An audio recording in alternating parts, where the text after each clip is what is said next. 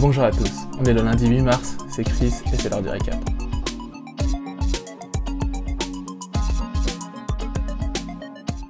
La question de la semaine c'est, peut-on dire qu'une femme musclée est non féminine? En effet, en 2021, le débat existe toujours. Dans sa dernière vidéo IGTV partagée samedi, MyProtein met en lumière le témoignage de Camille, une pratiquante en musculation qui a pu être victime de préjugés sur les réseaux sociaux assez rapidement. Et malheureusement, avec le temps, on ne peut pas dire que la situation se soit améliorée. C'est elle d'ailleurs qui a dû renforcer son caractère et son mental pour pouvoir aller de l'avant et résister aux nouveaux commentaires.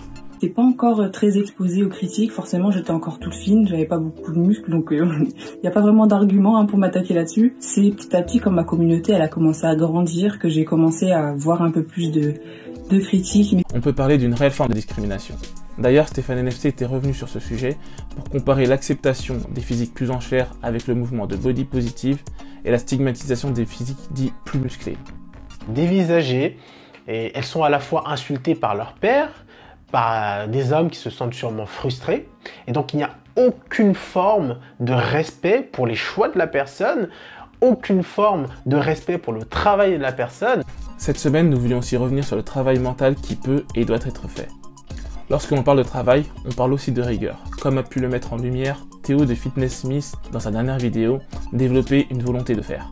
Donc ça, première chose. Deuxième chose, de s'entraîner de moins en moins. On voit de plus en plus de programmes, de protocoles d'entraînement où les gens vont s'entraîner que 3 fois par semaine, voire 2 fois par semaine, et les gens disent que c'est la clé, il faut pas faire mieux, tout le reste est réservé aux dopés et tout. Ce qui est aberrant, hein, mais bref.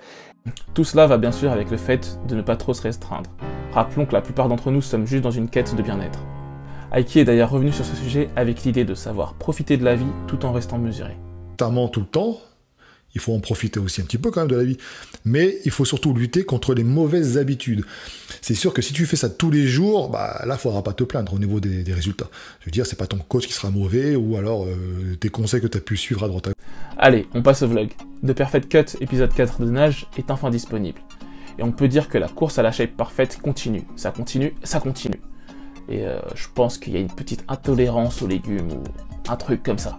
Ouais, ça tirait à balles réelles, on a vu des punchlines tout droit sortis de l'espace, ça s'est transformé en punchline mon pote. Street workout, archi chaud dans les exercices poids de corps. Toi t'es fort en bras toi. Ok. Non mais t'as vu ce que je voulais dire quoi.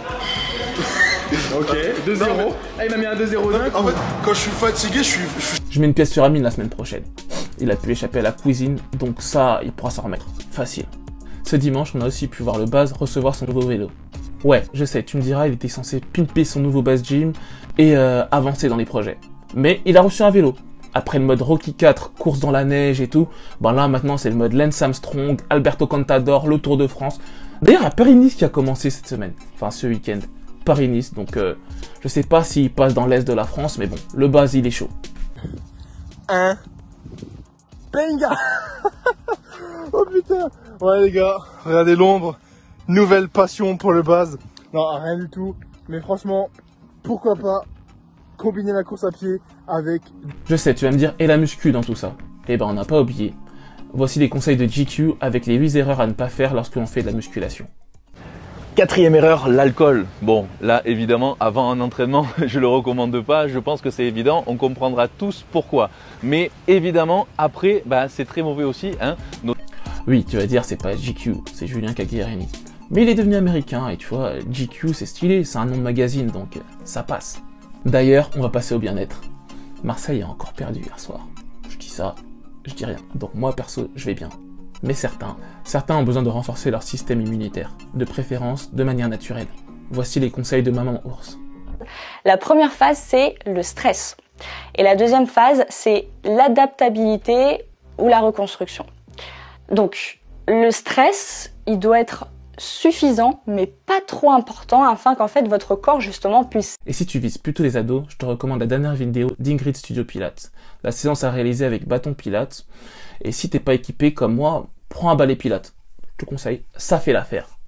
Laisse pas faire fait qu'on va venir chercher les abdos superficiels, les fameuses tablettes de chocolat. Ok, donc un travail du coup beaucoup plus complet. Allez, donc on le refait ensemble. On est ici. Je presse, j'inspire et à l'expire, je tends. Allez, c'est l'heure. Je te souhaite une agréable semaine. L'ensemble de l'ActuFit sera disponible dans notre feed sous format carrousel. Et je te dis à très vite. Peace.